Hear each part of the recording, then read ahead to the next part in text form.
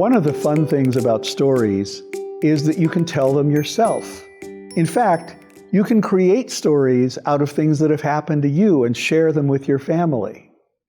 Now, this story is based on something from when I was about 10 years old. And this is about my dog, Scamp. When I first walked into the house after school that day, the first thing my mother said was, "Your dog," and I knew I was in trouble. Because everybody called Scamp by his name unless he'd done something terrible. But what could he do? He was out in the backyard. It wasn't like when he was still in the house, and the reasons why my mother insisted he stay in the backyard after that. But you see, Scamp was a dachshund. A beautiful red dachshund with a little black triangle on his tail, and he was my friend. I got him on my 5th birthday, and, well, you may not know this, but if you train them right, and if you don't feed them too much, dachshunds are really strong and really stubborn. They were bred as hunting animals to dig under the ground and pull things out from under the ground. And that was how Scamp would get in trouble sometimes, digging in the ground or from using the strength that people didn't believe he had. Out in the backyard, we had to keep him on a chain because we couldn't fence the backyard. The backyard dropped off into a canyon, and we had to use a chain designed for German shepherds because he could only break those slowly. He would pull and pull and pull, and eventually the chain would break. He didn't run away, he just didn't want to be on the chain. Well, my mother said, "Your dog caught a bird." Well, you don't think of little, low dachshunds catching birds, but Scamp had an advantage. You see, my mother liked to have things organized. And when she bought redwood patio furniture, she wanted Scamp to have a doghouse that matched.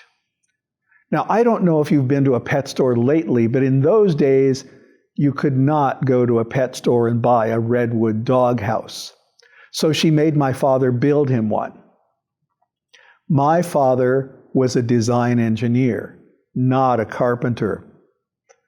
So my dog ended up with sort of a redwood log cabin with a flat tar paper roof on top.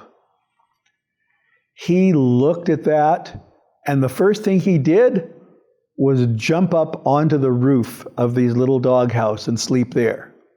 And unless the weather was bad, that was where he would sleep. But you see, that meant he was exposed to birds. And in our yard, there was a type of bird called a shrike. Now, a shrike is kind of like a blue jay in black and white, and they don't like anything else except fur and hair. They use that to line their nests and have a soft place to have their baby birds raised. A dog's fur is pretty tightly attached, especially a dachshund. So if they found Scamp asleep and tried to steal his fur, I could just imagine him sleeping on top of his doghouse and a shrike coming down, grabbing his fur, and Scamp grabbing the bird. So why was my mother upset? "Your dog caught a bird and didn't eat it." Oh, well, now I understood. You see, for Scamp to have anything edible and not eat it was a sure sign that the end of the world was approaching. The reason he was an outdoor dog was because of that one day that my mother underestimated his jumping ability, and she was thawing a Cornish game hen. Now, in those days, they wrapped Cornish game hens in plastic, and then outside the plastic in a cardboard box, and she had set it on a high counter in the kitchen to thaw. Well, the counter wasn't high enough. Scamp got up onto the counter and ate the Cornish game hen and the plastic wrapping and the cardboard box. and the lens cap from my telescope, and a small paper American flag. We discovered this because some part of that did not agree with his stomach, and it ended up all over the kitchen floor. Ew! My mother was not happy to clean that up. And she said, "Your dog has to live in the backyard now." Yep, he was in trouble. He was my dog. But I still didn't understand why he didn't eat the bird.